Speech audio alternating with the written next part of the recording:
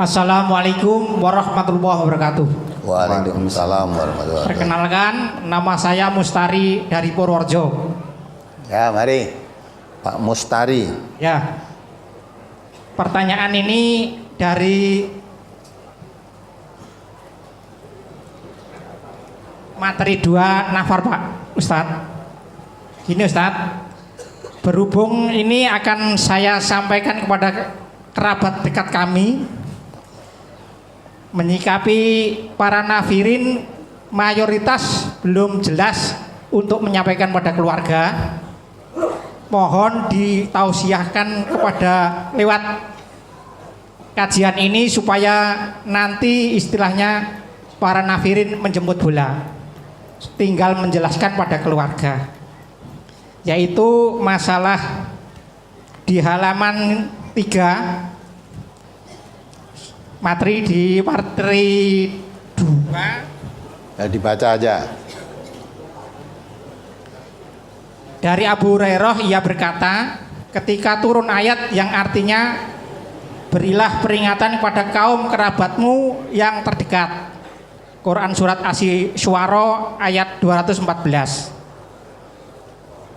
maka Rasulullah SAW menyeru kaum Quraisy sehingga mereka semua berkumpul. Kemudian Rasulullah SAW berbicara secara umum dan secara khusus. Beliau bersabda, wahai Bani Ka'ab bin Luais, selamatkan diri kalian dari neraka. Wahai Bani Mar'ah bin Ka'ab, selamatkan diri dari kalian dari neraka. Wahai Bani Murah dan bin Ka'ab, selamatkan diri dari kalian dari neraka. Wahai Bani Ayu Abdu Syamsin, selamatkan diri kalian dari neraka. Wahai Bani Abdul Manaf, selamatkan diri kalian dari neraka. Wahai Bani Hashim, selamatkan diri kalian dari api neraka. Wahai Bani Abdullah Muttalib, selamatkanlah diri dari neraka. Wahai Fatimah, selamatkanlah dirimu dari neraka.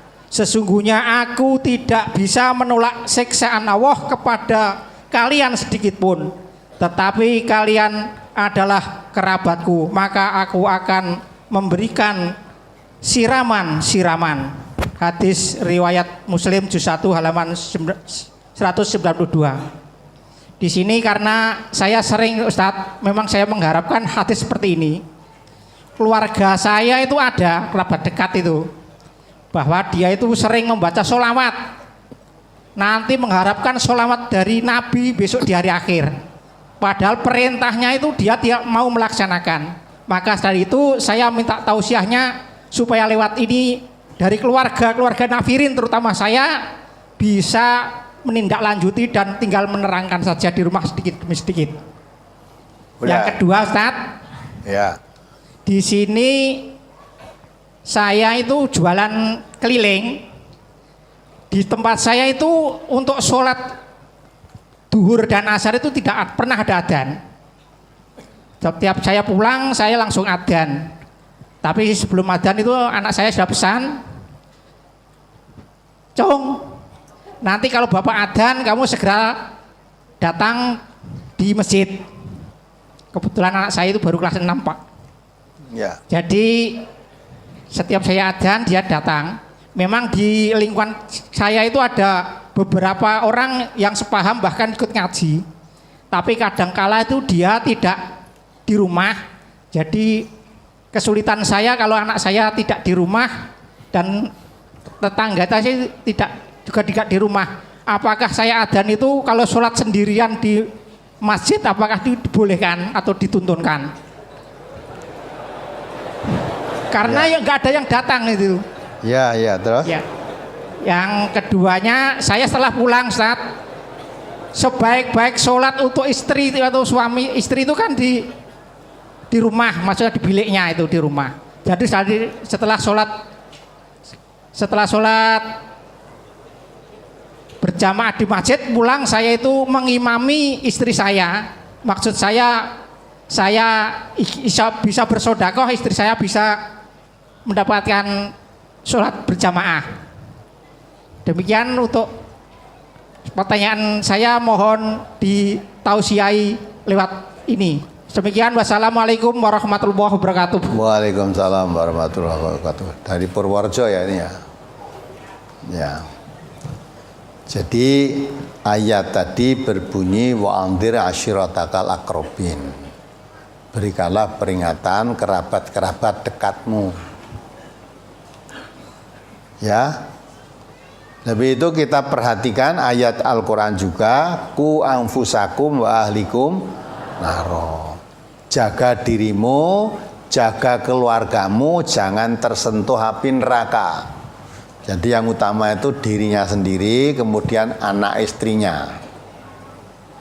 Anak istrinya. Kemudian beri peringatan kerabat-kerabat dekat. Seperti yang katakan Nabi tadi, memang agama Islam saat itu asing, belum ada. Setelah diturunkan Nabi, memang semua dalam keadaan sesat. Wa in kanu min qablu lafi dhalalim mubin. Belum Quran diturunkan, Nabi Muhammad diutus, kamu semua dalam keadaan sesat. Dan Nabi yang membawa Al-Quran untuk membawa ke jalan selamat. Maka Nabi mengumpulkan ya kerabat-kerabatnya, Bani Hasyim, Bani Muthalib, Bani Abdul Muthalib, kumpulkan, diseru semua. Ya. Didakwahkan tentang Islam. Saya tidak bisa menolong apapun, bisanya hanya menunjukkan kamu ke jalan yang lurus, maka ikutilah. Itu kan? Nah, untuk kita nanti pulang dari nafar, perasaan dadak bengok-bengok seperti yang dikatakan Nabi, wahai ini tidak usah, ku anfusakum wa ahlikum, jaga dirimu dulu dan keluargamu, anak istrimu yang pertama. Pertama dirinya, yang kedua anak dan istrinya. Dah. Lah kerabat-kerabatnya, ya, kalau mau ya diajak, diingat, peringatannya memperingatkan. Diajak ngaji. Bapak-bapak ini tahu kebenaran ya setelah ngaji kok. Ajak ngaji aja. Kalau diajak ngaji belum bisa, suruh dengarkan TV atau dengarkan radio MTA. Ya, nanti dengarkan. Jangan sekali, dengarkan terus, nanti lama-lama akan tersentuh hatinya. Udah, itu termasuk memberi peringatan itu, ya, yang diingatkan mau ya syukur, tidak mau ya syukur. Termasuk Abu Lahab itu diberi peringatan Nabi malah memusuhi kan. Jadi pada waktu itu Nabi menerima wahyu, kumpulkan. Ya, pidato. Menjelaskan singkatnya aja, menjelaskan bahwa hari ini Nabi diangkat oleh Allah menjadi Rasul, menjadi utusannya. Wah, tuh kaget itu. Ya, termasuk Abu Lahab. Ya, jadi kumpul setelah itu dijamu makan. Selama jamu makan Nabi memberikan penjelasan. Kalau saya diangkat, diutus oleh Allah menjadi Rasul, menyampaikan agama yang seperti ini. Marah Pak. Wah, hanya untuk itu kamu mengumpulkan kita-kita hanya untuk itu loh. Marah dia. Tapi ada yang kena sentuh langsung. Terus hari ngundang makan yang berikutnya ada yang usul, Abu Lahab nggak usah diundang aja, ada yang usul gitu. Nyata. Nah, yang lain-lain dengan diistilah itu langsung ada yang kena. Nah itu. Maka kita menginginkan kerabatnya tidak seperti zaman Nabi. Zaman Nabi kan Islam itu memang belum ada, asing. Nah sekarang ini mereka sudah mengaku Islam. Wis sholat bareng kok. Ya. Nah maka supaya mengerti, kamu mengaku Islam, supaya mengerti Islam itu bagaimana. Islam itu sumbernya dari Quran dan Sunnah. Ya. Maka jangan ngaji. Mengajak ngaji kerabat-kerabat dekatnya itu termasuk mengamalkan ayat itu tadi. Nah perkara yang diajak mau apa tidak mau itu urusan lain. Mau ya syukur, tidak mau ya tidak apa-apa, wong itu urusan sendiri-sendiri. Tapi kewajiban kita mengajak itu sudah memperingatkan. Gelem ngaji ke cabang tuh ke Gelombang ya dengarkan radio aja lah di rumah. Ojo geting sik. Ojo geting sik. Itu kan? Ya, kadangkala begitu itu penyebar berita bohong itu malah orang Islam sendiri. Mengatakan diajak ngaji yang dibelah itu Quran dan Sunnah, malah timbul berita-berita bohong. MTA itu begini, MTA begitu. Padahal yang cerita itu ngerti pun belum. Ini ya, saya tunjukkan saudara ya.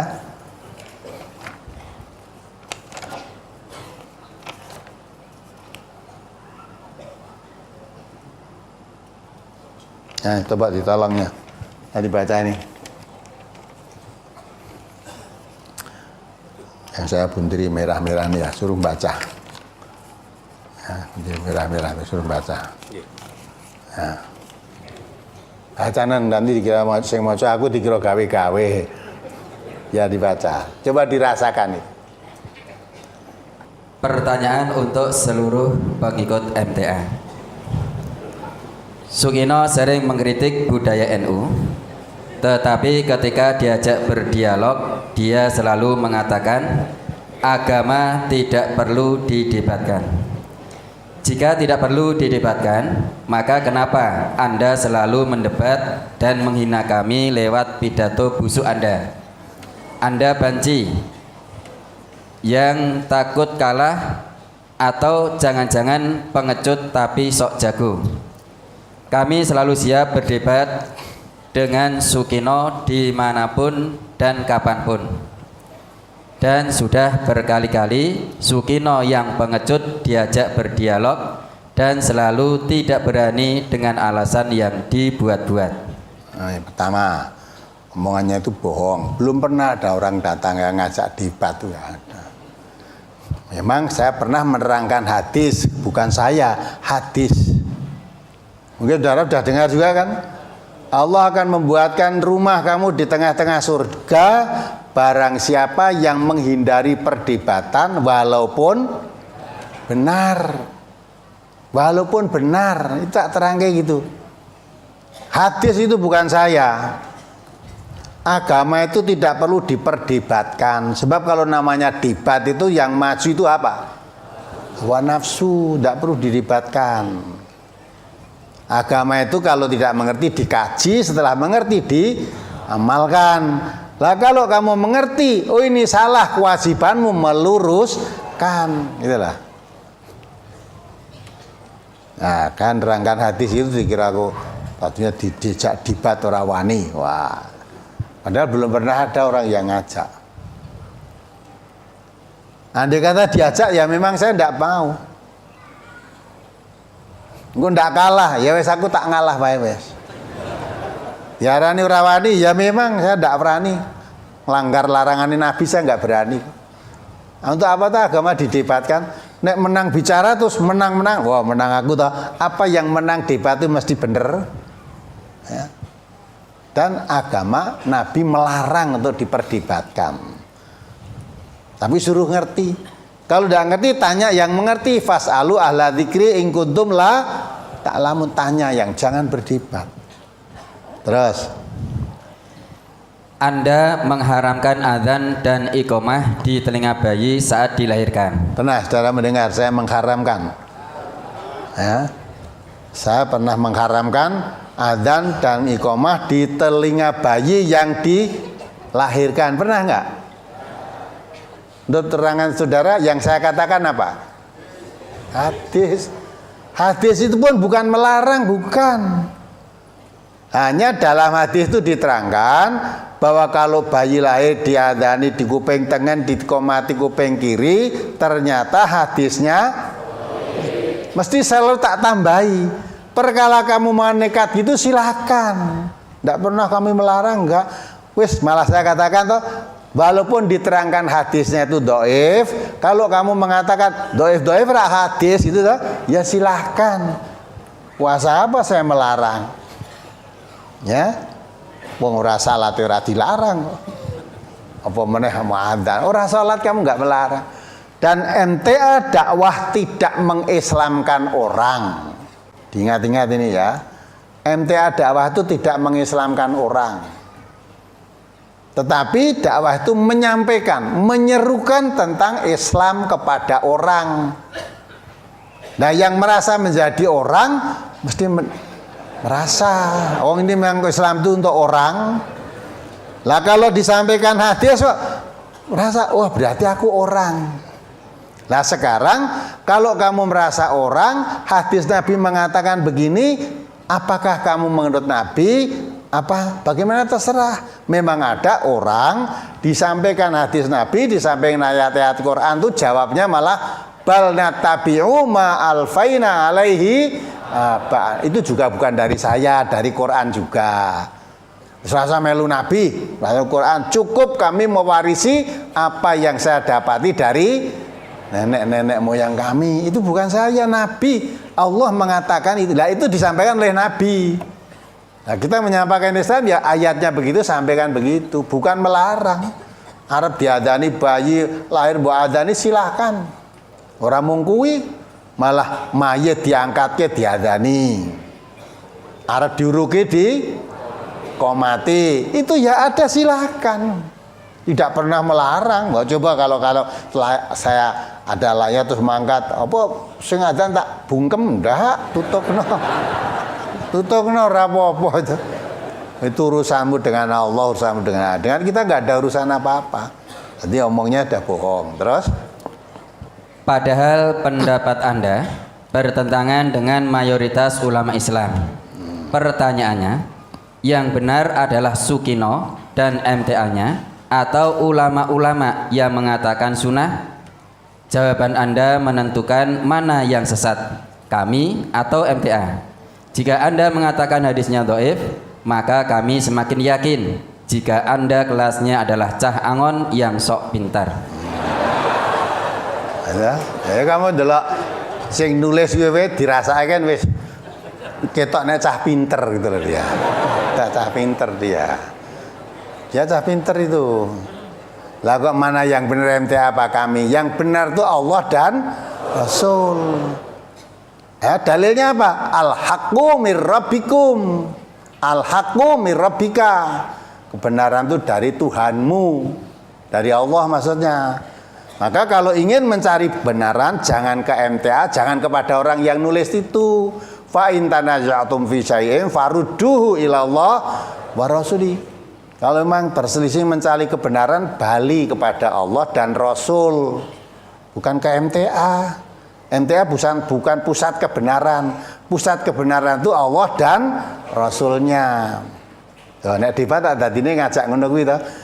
Yang benar kamu apa aku? Yang benar itu Allah. Malah saya mengatakan kalau kamu sedang berselisih sama muslim, katakan, oh ya saya yang salah. Kalau suami istri salah, bertengkar, jangan suami merasa benar, katakan, oh ya bu saya yang salah. Istrinya yang mengatakan, bukan mas, yang salah saya. Lah sekarang kamu salah, saya salah, mencari kebenaran kepada Allah dan kepada Rasul. Saya pernah nerangkan gitu enggak? Nah, memang keterangan saya selalu begitu. Jangan suami merasa selalu benar, istri selalu salah atau benar. Yang benar itu selamanya Allah dan Rasul. Nah, maka kita selalu mengajak kepada Allah dan Rasul kalau mau, kalau tidak mau ya tidak apa-apa. Hadis Rasul menerangkan gini, dan bayi itu begini, ditunjukkan hadisnya dhaif. Teruskan ya tidak apa-apa. Nanti di hadapan Allah tanggung jawab sendiri-sendiri kok. Terus apa lagi? Jika kami katakan bahwa orang MTA tidak ada yang pinter agama Islam, maka apakah Anda keberatan? Tidak. Ya, mula orang pinter, mula ngaji, cek bodoh-bodoh kok. Ya, lah sing pinter ki ora gelem ngaji. Ora gelem ngaji ning nyalah-nyalah ketok, nek tekoke bener ya ora ngerti wong pinter kok. Orang pinter ki iso nyalahke wong, bisa nyalahkan orang, tapi nggak ngerti benernya, itu orang pinter. Terus? Jika keberatan, maka kami ingin bukti dengan berdialog. Jika tidak berani, maka pantaskah Anda menghina kami, sementara perilaku Anda adalah pengecut? Ya, wes pinter kowe, wes aku aja mbok tantang, pinter kowe, aku ora wani debat. Ben aku wong bodho ora apa-apa. Mong saya minta wong bodho wae iso ngedeke pengajian kaya ngene. Lah kamu yang wong pinter iku kudune lebih bisa gitu lah. Itu orang bodoh. Dengan pengajian datang seluruh Indonesia, ya, dari rombongan-rombongan datang sampai penuh di. Lah kamu sing wong pinter kudune kan harus lebih bisa kudune kan ngono wis. Tapi nggak apa-apa, diarani bodoh yang bodoh saya. Saya tidak pernah merasa saya pinter, enggak. Saya masih bodoh, orang bodoh. Ya. Maka perlu meningkatkan pengetahuan ngaji. Terus? Anda mengklaim diri menafsirkan Al-Quran. Nah, itu ya. Pernah saya mengatakan ente itu menafsirkan Quran?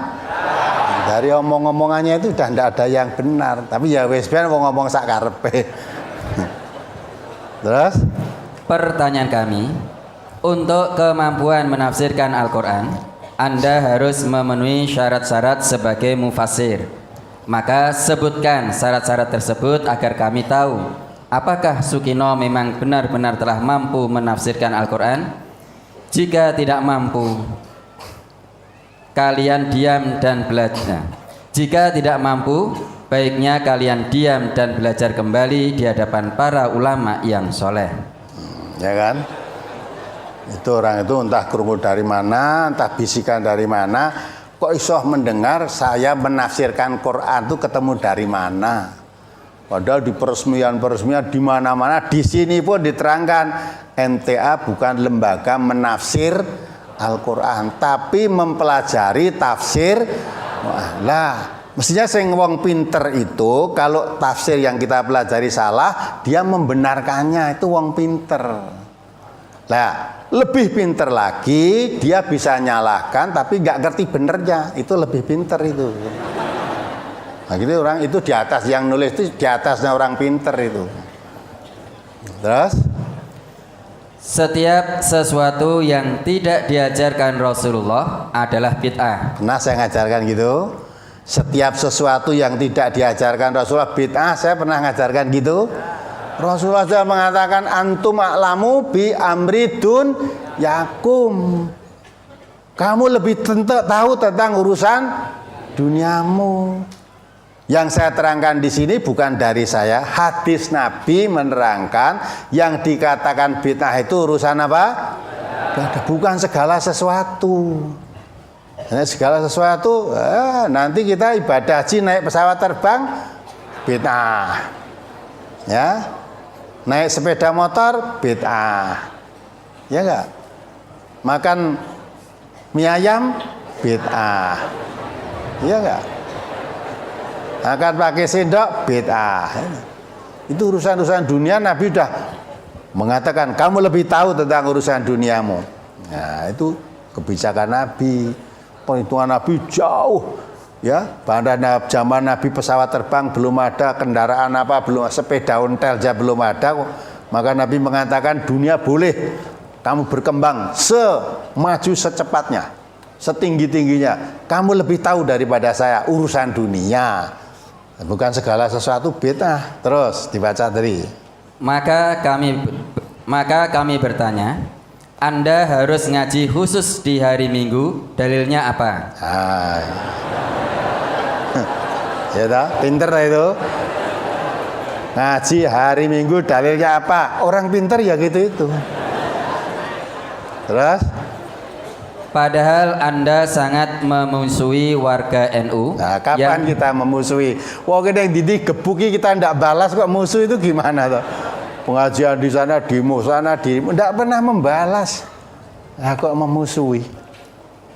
Terus? Kami ulangi. Padahal Anda sangat memusuhi warga NU yang membaca Yasin di hari Jumat. Bukankah budaya Anda yang hanya mau ngaji di hari Minggu sama dengan orang kafir? Nah, jadi nek ngaji Minggu wong kafir. Ya dah? Jadi wong nek kepinteran ya ngono kuwi. Padahal nah ibadah itu Jumat. Padahal nek nurut agama loh, nurut Nabi mengkhususkan puasa hari Jumat itu saja tak boleh. Padahal puasa itu ibadah. Kamu mengkhususkan puasa hari Jumat itu tidak boleh. Ya dah? Nah kita kan ziarah kubur ya Jumat. Enggak malam Jumat. Malah dulu ada pertanyaan di akad pagi ngumpuli istrinya aja malam Jumat. Akhirnya ndang mati bojone. Ya, akad pagi dulu loh. Akhirnya dia karena mati nikah lagi, ngumpuli tiap malam Jumat lagi. Mati lagi. Baru ditanyakan akad pagi itu loh. Emang enggak ada aturan gitu-gitu. Terus? Sementara cukup. Nah. Dibaca judul paling depan. Itu masih banyak berapa lembar itu. Sebaiknya Anda tahu debat NU versus Majelis Tafsir Al-Quran atau MTA. Ya, pernah MTA pernah debat dengan NU. Itu pertama dah bohong saya. Terus di yang terakhir untuk menyebarkan berita itu. Cuplikan diskusi debat bersama MTA di Sragen, Jawa Tengah. Nah itu yang suruh menyebarkan tadi loh. Oh ya. Perhatian. Nah itu perhatian ini. Perhatian aja nek saya ngomong loh. Perhatian. Ayo. Mohon disebarluaskan ke jamaah, teman dan saudara dengan memfotokopi risalah debat NU MTA ini sebagai perjuangan membela ahlu sunnah wal jamaah dari rongrongan ahli bid'ah. Nah, terus tekan isor mau. Cukup bisa. Tekan Sragen mau loh. Cuplikan diskusi debat bersama MTA di Sragen, Jawa Tengah. Nah, perhatian supaya itu difotokopi disebarkan. Ini dapatnya itu juga dari selebaran, katanya disebarkan di masjid di daerah Banyumas sana. Yang membawa ke sini warga MTA dari Banyumas. Sebarkan. Ada? Bukan tidak mungkin itu hanya di masjid Banyumas, mungkin di masjid-masjid yang lain ya ada begitu. Bukan tidak mungkin orang yang nerima itu terus fotokopi banyak, sebarkan juga. Nah sekarang perhatian, saya juga untuk minta saudara perhatian seluruh warga MTA, baik yang ada di sini maupun yang ada didengarkan di rumah. Berita itu dari judulnya sampai terakhir 100% bohong.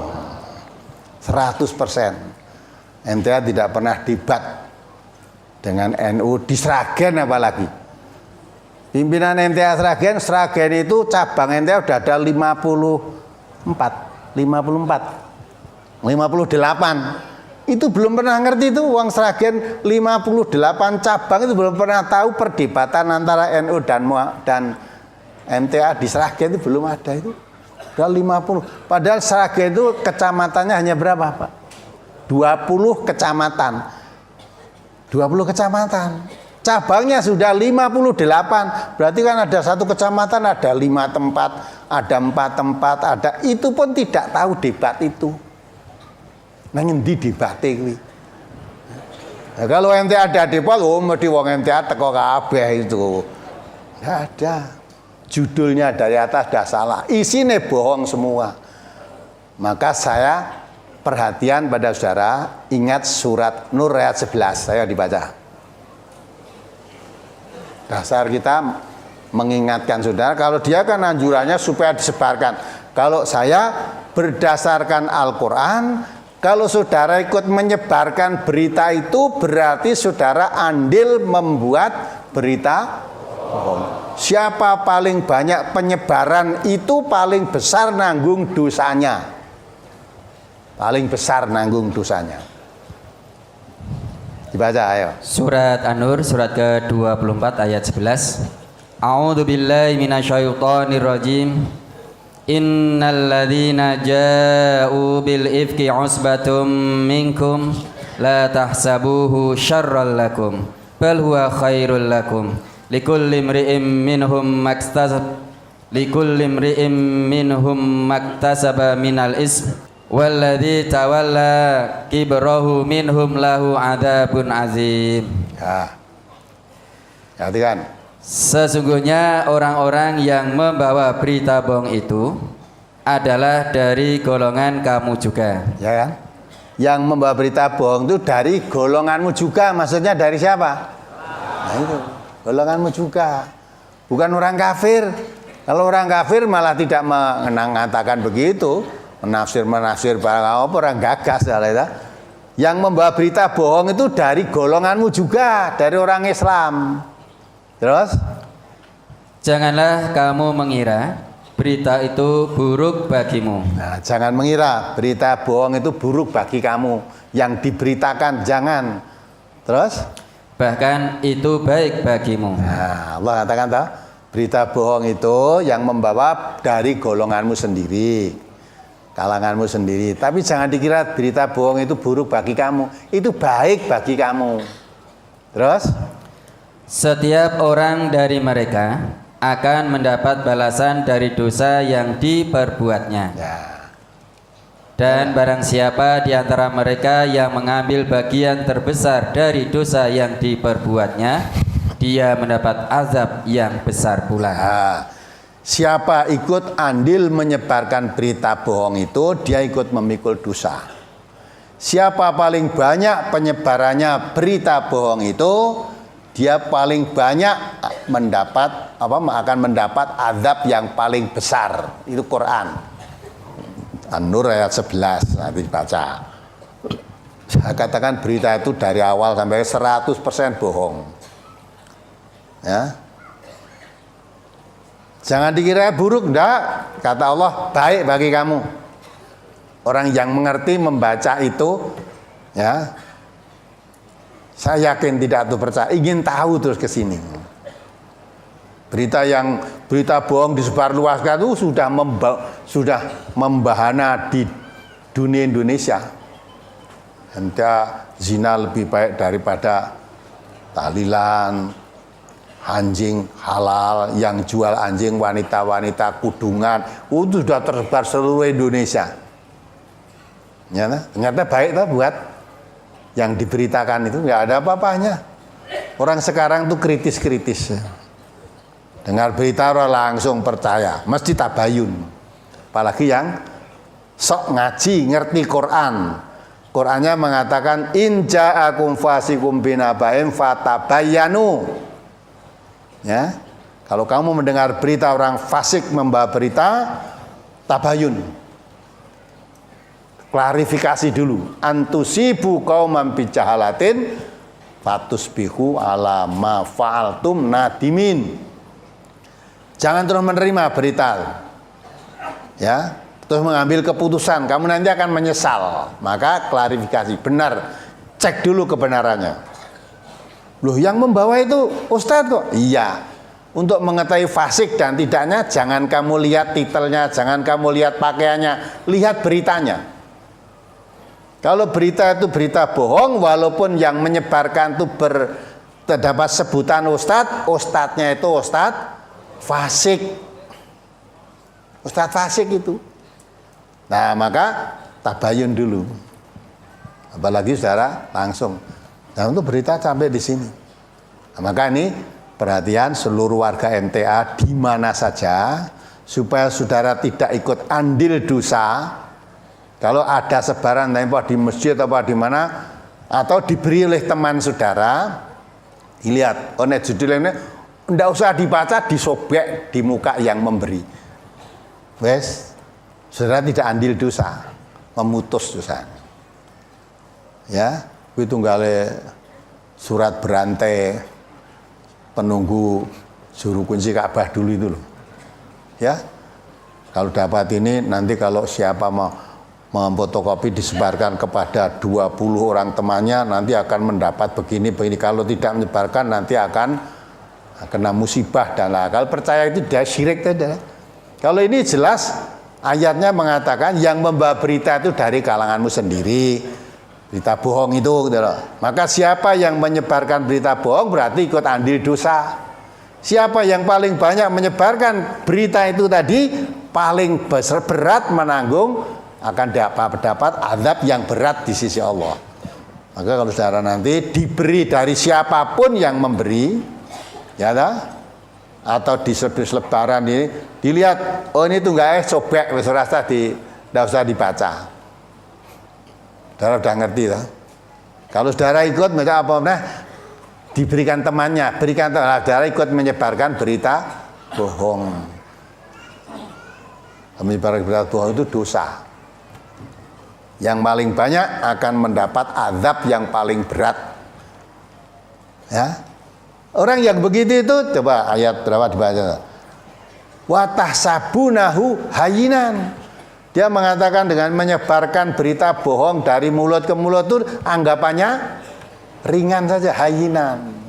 Wa huwa indallahi azim. Di sisi Allah perkara berat itu. Maka jangan mudah-mudah ikut menyebarkan berita bohong. Ya, dibaca ayat 15 coba. Surat An-Nur ayat 15. Ittalaqawnahu bi alsinatukum wattaquluna bi afwahikum ma laysa lakum bihi ilmun wa tahsabunahu hayyinan wa huwa indallahi azim. Ingatlah ketika kamu menerima berita bohong itu dari mulut ke mulut dan kamu katakan dengan mulutmu apa yang tidak kamu ketahui sedikit pun dan kamu menganggapnya remeh padahal dalam pandangan Allah itu soal besar. Ya, ya kan? Kamu dengan berita bohong dari mulut ke mulut. Contohnya tadi MTA mengharamkan orang mengadani bayi lahir. MTA menafsirkan Al-Qur'an. Ya. Ya.